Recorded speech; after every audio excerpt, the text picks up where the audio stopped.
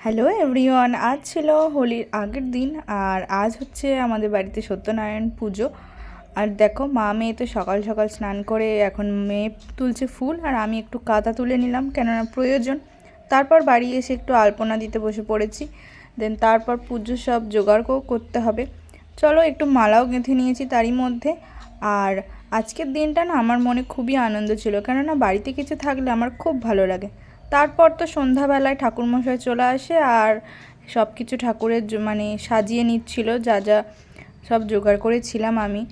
আর তারপর কিছুক্ষণ বাদে ঠাকুরমশাই পুজোও শুরু করে দেয় আর পুজোয় বসেছিল আমার বর, আর আমিও রেডি হয়ে নিয়েছিলাম এই সুন্দর একটা নতুন ছাপা শাড়ি পরে। আর মেয়েও একটা নতুন জামা পরেছিল। যাই হোক, সকাল থেকে ভিডিওটা শুরু করেছি একটু একটু করে। আর এসেছিল মা আর বোন।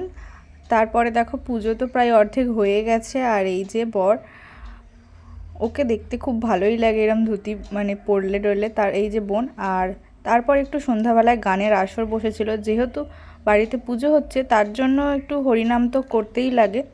তারপর ঠাকুরমশাই হোম করে নেয়। আর বাড়িতে এইসব পুজো হলে কেন জানি না খুবই ভালো লাগে, খুবই। হোলির আগের দিন কার কার বাড়িতে সত্যনারায়ণ পুজো ছিল সবাই প্লিজ কমেন্ট করবে। তারপর গানের তালে তালে মেয়ে একটু নাচও করে নিচ্ছিল। মেয়ে তো সবসময় নাচতে ভালোই বাসে, প্লাস গানটাও এখন একটু আধটু করছে। আর এই দেখো এই দিকে চলে আসলাম, এইদিকে তো রান্না বান্না হচ্ছে, মা তো আলুর দম করছে ওইখানে। আর এসে দেখি ঠাকুরমশাই আরতিও করা শুরু করে দিয়েছে। এখন আমি আর আমার বর দুজনে মিলেই পুজোর এই দিকে, কেননা রান্নাবান্নার ওই দিকে আমরা যেতেই পারিনি, পুজোর এইখানে তো থাকতে হবে। মায়েরা ছিল রান্নার ওই দিকে। এরপর পুজো কমপ্লিট হয়ে গেল, তারপর আমরা দুজন একটু কিছু খেলাম। আর মেয়ে তো সব সময় বকবক করে।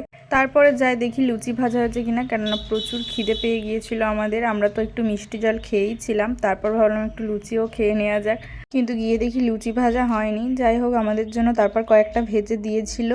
দেন চলো আজকের মেনুটা তোমাদের সাথে শেয়ার করি। আজ ছিল লুচি, ছোলার ডাল, তার সাথে ছিল কষা কষা করে আলুর দম, আর ছিল চাটনি, পাঁপড় আর মিষ্টি।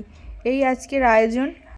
তারপর আমাদের এখানে যারা হরিনাম করে তারাও এসেছিল একটু গান করে। তারপরে হরিলুট আমরা যে আয়োজন করেছিলাম হরিলুট দেওয়ার জন্য এখানে গান হচ্ছিল।